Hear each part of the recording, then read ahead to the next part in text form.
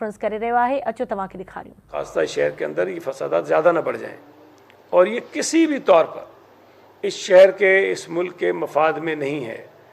और ख़ास तौर पर पीपल्स पार्टी जो अपने आप को इस पोजीशन में देख रही है कि हम कराची शहर में अच्छी खासी नशिस्तें कौमी और सूबाई असम्बली की जीत सकते हैं, हमारे तो बिल्कुल भी हक़ में नहीं है। तो जो लोग MQ के लोग हम पे ये इल्ज़ाम लगाते हैं कि पीपल्स पार्टी ये करवाना चाहती है, तो भाई पीपल्स पार्टी तो अपने आप को जीतता हुआ देख रही है, तो पीपल्स पार्टी क्यों करेगी?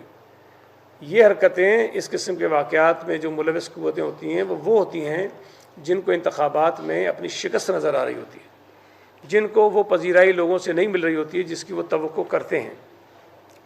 देखें, ये बहुत बड़ा सवाल है हुकूमत के लिए भी, लॉ इन्फोर्समेंट एजेंसीज़ के लिए भी। कराची शहर का माजी बहुत ही खौफनाक है, जो आपने अपनी आंखों से देखा है, हमने झेला है उसको। और कराची शहर में अमन व अमान की बहाली के लिए जहां हज़ारों जानें बेगुनाह नौजवानों की शहर में गई हैं, वहां हमारी फ़ौज, रेंजर्स और पुलिस की ने भी बहुत बड़ी कुर्बानियाँ दी हैं। तब जाकर कहीं शहर का अमन बहाल हुआ और लोगों ने आसानी के साथ, खुलकर, आज़ादी के साथ अपनी सियासी फ़ैसले करना शुरू किए, सियासत करना शुरू की। और ये सबके हक़ में है, ये किसी के भी ख़िलाफ़ नहीं है, ये शहर के मफाद में है, शहरियों के मफाद में है, मुल्क के मफाद में है।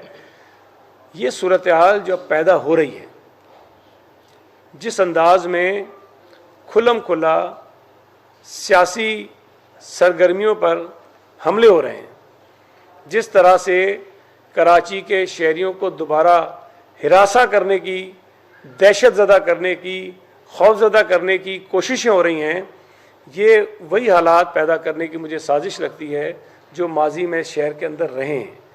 ये मैं मुतालबा करना चाहता हूँ केयर टेकर फेडरल गवर्नमेंट से भी, प्रोविंशियल गवर्नमेंट से भी, लॉ इन्फोर्समेंट एजेंसी से भी और ख़ास तौर पे इलेक्शन कमीशन से भी, आप इस पे सख्ती से एक्शन लें। जो लोग मुलविस हैं, मैंने तो पहले दिन भी कहा कि आप अदालती तहकीकात करवाइए। अगर उसमें सईद गनी का कोई किरदार नज़र आता है कि नाज़माबाद के वाक़े में सईद गनी किसी तरह से इनडायरेक्टली भी मुलविस है, तो आप मेरे खिलाफ भी कार्रवाई करें। शहर का अमन व अमान ख़राब करने का हक़ न मुझे है न किसी और को होना चाहिए। अपने छोटे छोटे सियासी मफादात को हासिल करने के लिए हम पूरे शहर को एक तशद्दुद की आग में धकेल दें, ये किसी तौर पर भी किसी के लिए भी बर्दाश्त मैं समझता हूँ कि नहीं होना चाहिए। और मैं उम्मीद करता हूँ कि जो दरख्वास्त, जो गुजारिश हम कर रहे हैं, आज हमारी चीफ मिनिस्टर सिंध से भी मुलाकात हुई, मैं और वकार मेरी साहब गए थे। मुलाकात इत्तफाक से हमने उनसे पहले रख ली थी, लेकिन ये कल रात का फिर एक बदकिस्मत वाक़या हो गया, तो हमने उस पर भी उनसे बात की और यही उनसे डिमांड किया है कि कराची में अमन व अमान की बहाली के लिए इक़दाम किए जाएँ।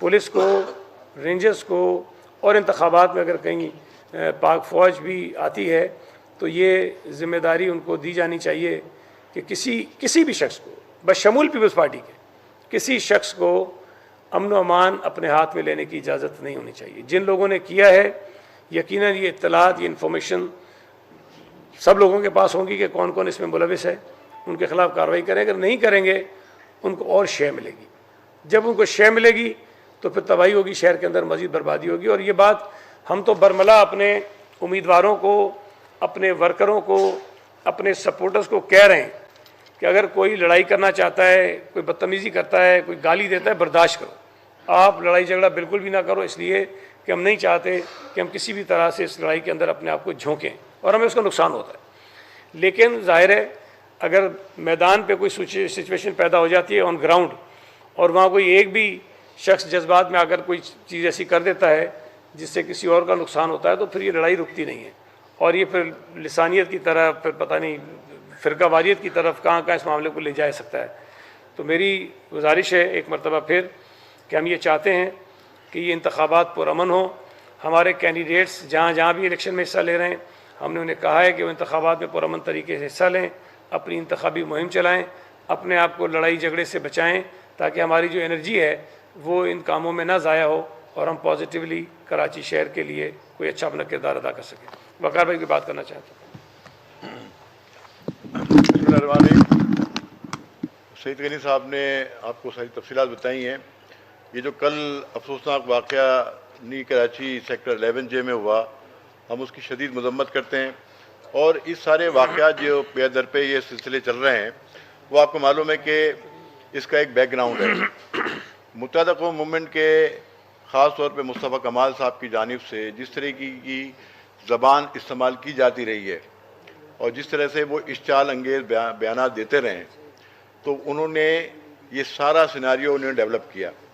नाज़ाबाद का वाक़या अगर आप देखें, अगर वो वीडियोस आप देखें, तो वो वीडियो साफ बता रही है कि वो जो लड़का उस वाक़े में जाँ बाक हुआ, इसकी हलाकत हुई, वो भी इनकी अपनी गोली से हुई। और वो उस दिन जब ये वाक़या होता है, हमारे उम्मीदवार मुसलसल और आरिफ कुरैशी भी, उन्होंने पुलिस को इत्तला दी, 15 पे इत्तला दी, पुलिस वहाँ मौजूद थी। पुलिस की मौजूदगी में ये सारा वाक़या हुआ है, उसकी सारी वीडियोस मौजूद हैं। लेकिन हमारी FIR SHO ने वहाँ कबूल करने से इनकार कर दिया। हमने वो सारी एप्लीकेशन जो हैं वो TCS के थ्रू मुख्तलिफ इदारों में पुलिस को, रेंजर्स को, दीगर मुतल्लिक़ इदारों को, इलेक्शन कमीशन को भेजी हैं, लेकिन अभी तक हमारी उस सिलसिले में सुनवाई नहीं हो रही है। वो FIR मुत्तहदा कौम मूवमेंट की मुद्दत में काटी गई है। पीपुल्स पार्टी के 3 लोग वर्कर वहाँ ज़ख्मी हुए, कैंडिडेट की 3 गाड़ियाँ जली उसके अंदर। वो सारा वाक़या वहाँ पे हुआ, पूरा इलाका उसका गवाह है वहाँ पे। लेकिन जानबूझ करके वो उस वाक़े को जो है वो वहाँ वो मज़लूमियत का रंग दिया जा रहा है, लेकिन असल में कातिल वही हैं जिनका मकतूल है। और इसी तरीके की सूरत हाल वहाँ पे जैसे बताया कि लियाकताबाद के अंदर भी हमारे कारकुनों को हरासा किया जा रहा है, नाज़ाबाद में हमारे कारकुनों का हरासा किया जा रहा है। इसकी सारी चीज़ों की इत्तला हमने मुतल्लिक़ा हुक्काम को दी है, लेकिन अभी तक सुनवाई नहीं हुई। आज भी हमने और सईद गनी साहब ने वज़ीर आला सिंध से मुलाकात करके सारी बात पूरे शहर कराची के हवाले से हमने रखी है, क्योंकि जाफर तैयार के इलाके में भी यही सूरत हाल पैदा की जा रही है। वहाँ भी हमारी सिटी काउंसलर हैं, उनके बेटे को तशद्दुद का निशाना बनाया गया, वहाँ पे जो है कारकुनों का हिरासा किया जा रहा है। और लियाकताबाद के अंदर जाके हमारे कारकुनों को कहा जा रहा है कि नामालूम में तुम्हें भी डाल देंगे। इस तरीके से वहाँ धमकी आमेज़ वहाँ पे ये सारी चीज़ें हो रही हैं। लेकिन पीपुल्स पार्टी ने हमेशा पुरअमन जद्दोजहद किया। अब हमने अपने कारकुनों को पुरअमन रहने की तलकीन की और ताकीद और हिदायत की है कि किसी किस्म की किसी भी वायलेंस का हिस्सा वो ना बने, कोई रिएक्शन ना करें। तो पीपुल्स पार्टी आज भी चाहती है कि पुरअमन अंदाज से जो है ये 8 फरवरी के इलेक्शन हो। और इस पर हम मुतालबा करते हैं इलेक्शन कमीशन से कि ख़ास तौर पे डिस्ट्रिक्ट सेंट्रल के अंदर जो सूरत हाल है उस पर वो नजर रखें और इसको हाईली सेंसिटिव पूरे ज़िले को करार दिया जाए। इस तरह से डिस्ट्रिक्ट ईस्ट के अंदर भी कुछ इलाकों के अंदर से वाक़यात सुनने को हमें आए हैं, डिस्ट्रिक्ट वेस्ट के अंदर भी इस तरह की सूरत हाल है।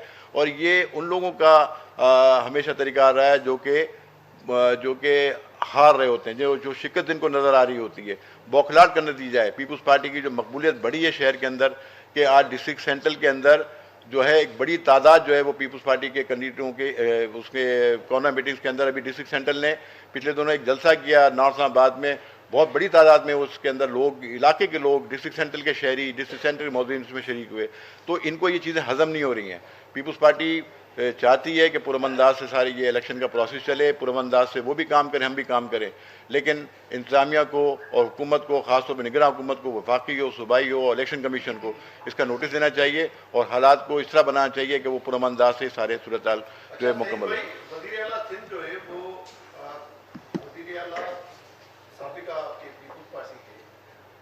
उनके नामजद करदा थे, अपोजिशन ने भी उनकी तकर्री पे इत्तफाक किया। अब वो इतने बेबस नजर क्यों आते हैं? और कुछ सियासी कुव्वतों के रहनुमाओं की ज़बानी हमने ये भी सुना है कि उनको फ्री हैंड दे दिया गया है। तो रियासत कहाँ है? रियासत क्यों नजर नहीं आ रही? आपकी प्रेस अपनी जगह, MQM वालों की अपनी जगह, जमात इस्लामी अलग चला रही है, रियासत कहीं पर नजर नहीं आ रही। इस पर क्या कहें?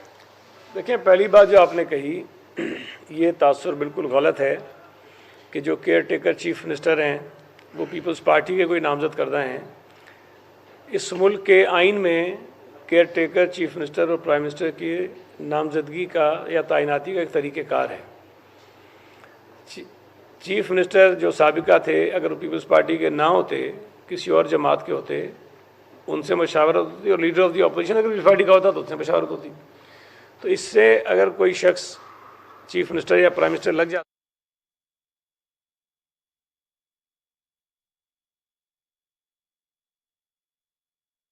और जो केयरटेकर चीफ मिनिस्टर हैं उनकी जो रेपुटेशन है, जो उनकी शनाख्त है मुल्क में, वो बहुत अच्छी है। और उनके मुतालिक जो मर्जी कुछ कहते रहें, लेकिन मेरा ख्याल है कि वो ऐसे शख्स हैं कि गलत को गलत और सही को सही कह सकते हैं। उसके बाद फिर जब कैबिनेट बनी है तो हमें नहीं पता कौन लोग हैं, कैसे आए हैं, क्या तरीक़ेकार है, इसलिए कि उसमें साबिका चीफ मिनिस्टर की कोई राय शामिल नहीं होती, उसमें फिर चीफ मिनिस्टर ख़ुद जो है वो फैसले करते हैं। तो इस तरह से हुआ है। जहाँ तक रियासत के किरदार की बात है, देखें, रियासती इदारे हैं जिनकी ये ज़िम्मेदारी है, जिसमें पुलिस भी है, जिसमें रेंजर्स भी हैं, जिसमें पाक फ़ौज भी है, जिसमें अदालतें भी हैं, जिसमें इलेक्शन कमीशन भी है।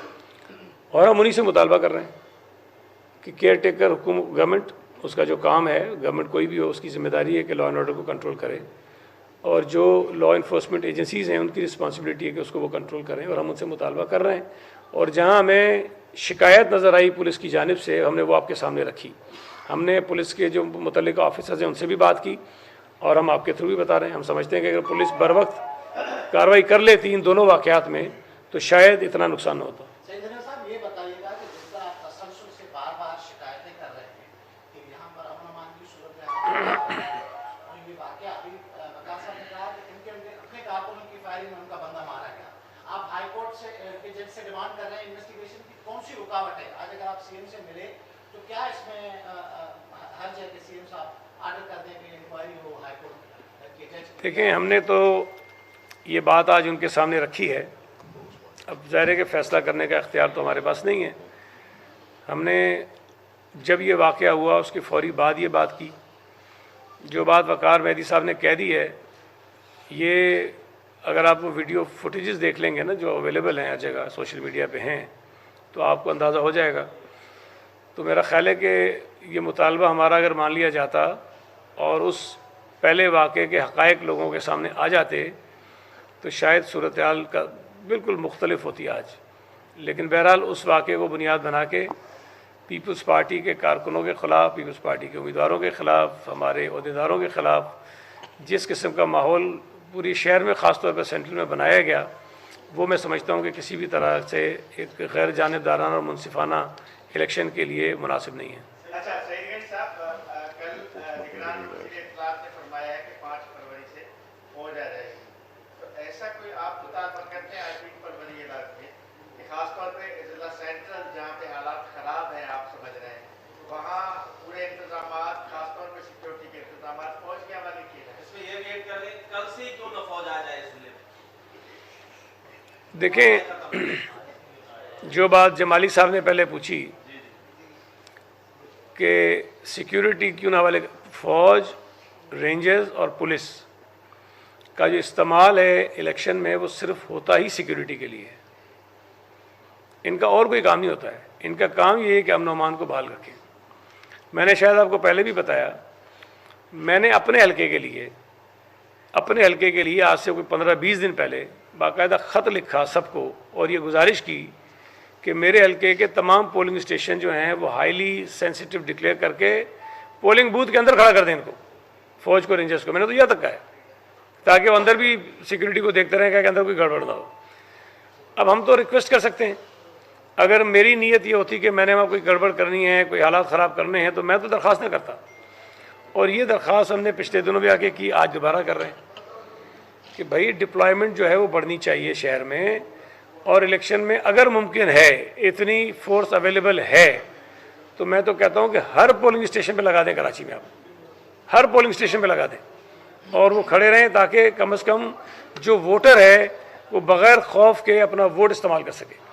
ये जो सूरत हाल पैदा की जा रही है कि वोटर जो है घर से ना निकलें, ये किसी भी तौर पर जो है वो किसी के हक़ में नहीं है। अच्छा, साहब ये बताइएगा कि आप वज़ीर आला की तरफ भी गए, आज आपने उनको ये नहीं बताया कि आपकी एफआईआर दर्ज नहीं होगी तो पुलिस किसके इशारे पे काम कर रही है? नंबर 1।